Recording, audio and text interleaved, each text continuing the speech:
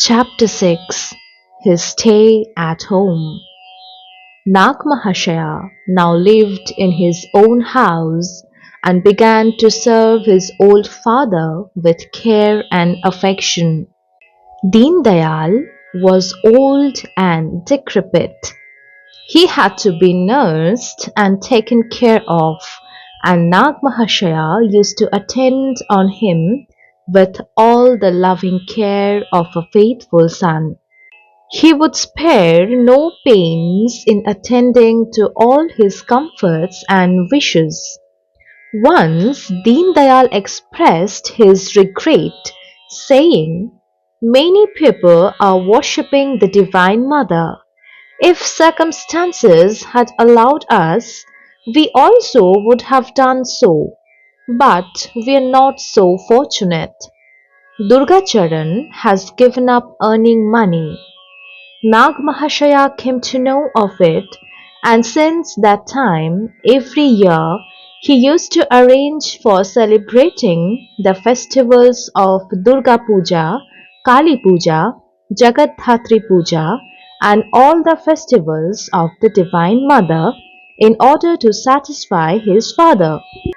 He would give him no opportunity to divert his mind to worldly thoughts for a moment, for Nagmahashaya would be always reading scriptures, Bhagavata, Puranas, etc. before his father. Owing to the sincere and continued effort of the son, the mind of the father became gradually changed. Once, when Nagmahashaya came to Calcutta to buy things for celebrating the Durga Puja, he told Suresh that his father was now quite changed. Thoughts of the world could not overcome him any more, and he was spending the whole time in thinking and talking of the Lord. Eastern Bengal is a province noted for tantric practices, miracles, and miracle mongering are more valued there than pure devotion. Swami Vivekananda once remarked, "Vaishnavism and Tantrism have a greater influence in Eastern Bengal. I have seldom come across any province like that of Eastern Bengal, a province known for Vamachara and miracles." Sri Ramakrishna once asked Nagmahashaya, "Is there any famous sadhu in your province?" Nagmahashaya replied that he never met with any real devotee. He had the impression that true devotees never take their birth in any region except where the holy Ganges flow. Good logicians or learned people they may be, but unless one is born in a place near the banks of the Ganga, pure devotion cannot grow in men. Before Nagmahashaya came to settle in his house, Natobar Goswami and the famous Bijoy Krishna Goswami were preaching the doctrine of pure devotion in eastern Bengal.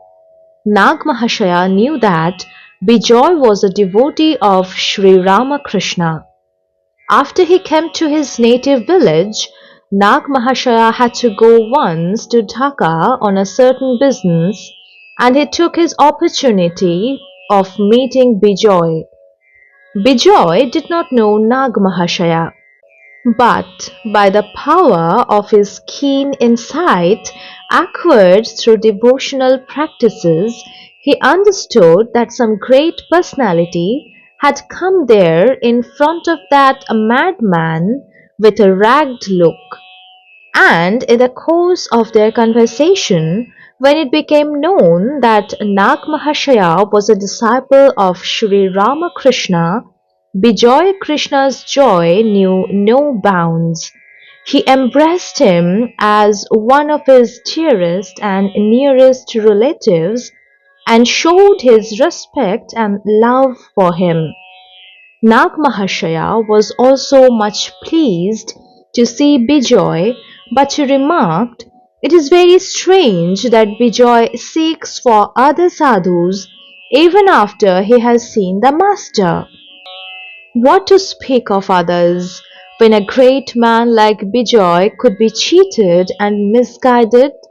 Having heard that Bijoy would sit before Sri Ramakrishna and meditate closing his eyes, Girish Babu once remarked, "What a peculiar fellow he must be, who would sit with closed eyes before him, on whom one ought to look with eyes open and fixed." Mentioning it, Nagmahashaya used to speak highly of Girish Babu's wisdom and learning, and would bow down before him, saying, "Glory to Sri Ramakrishna, glory to Sri Ramakrishna, glory to our Lord." The Brahmachari of Bharati had a great name and influence in eastern Bengal. At the request of Brahmananda Bharati, a disciple of the Brahmachari, Nagmahashaya once went to Bharati to see him. Brahmananda was formerly known as Tarakanta Gangopadhyay. Tarakanta was pleader and had a good income. He took delight in prayers and meditation and in serving the sadhus. At last he gave up his practice and spent most of his time in devotional practices. Tarakanta used to go to Nagmahashaya often, and at times he lived with him for days. He began latterly to visit the Brahmachari and to give himself out sometimes as a disciple of the Brahmachari and at other times as his guru in his previous incarnations.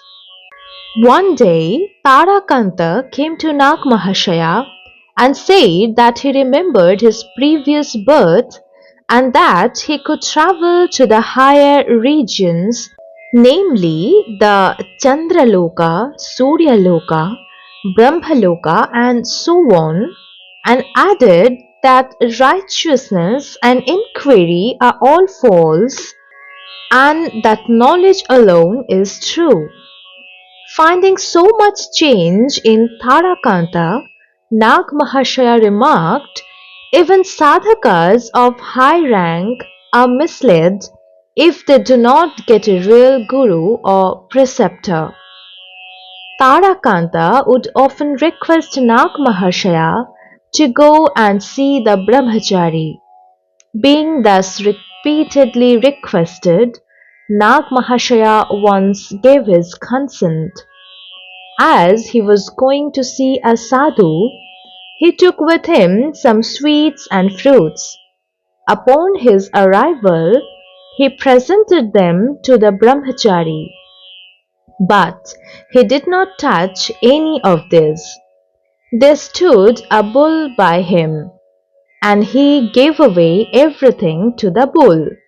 Seeing Nagmahashaya's lean figure, dishevelled hair, ragged look, and poor dress, the Brahmachari began to crack jokes at him.